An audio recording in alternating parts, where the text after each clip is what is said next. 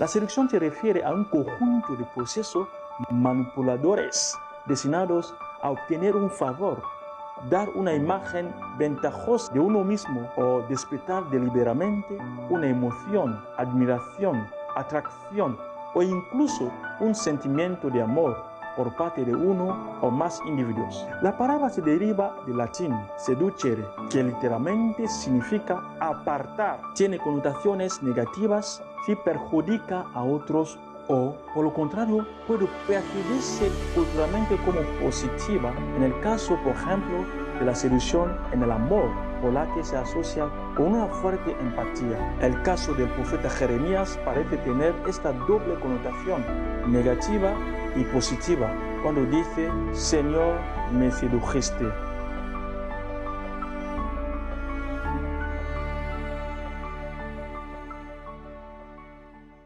En la primera lectura de este 22º domingo del tiempo ordinario, Jeremías hace una confesión íntima a Dios, gritando, Señor, me sedujiste y me dejé seducir. Jeremías 27. Por cierto, al principio, el profeta no hace un poema romántico a Dios, sino un lamento. Aquí parece rebelarse contra un Dios al que él considera responsable de su desgracia. Además, las palabras hebreas que se usan son pitatani, que significan me has engañado o mentido. El profeta expresa su desesperación ante todas las dificultades que encuentran como profeta: burla, chismoreo, adversidad, rechazo. Pero esta desesperación no es mayor que la llamada de Dios que arde en su corazón. Jeremías sabe que Dios lo ama infinitamente y se entrega a ese amor. En la segunda lectura, Pablo nos invita a dejarnos seducir totalmente por Dios,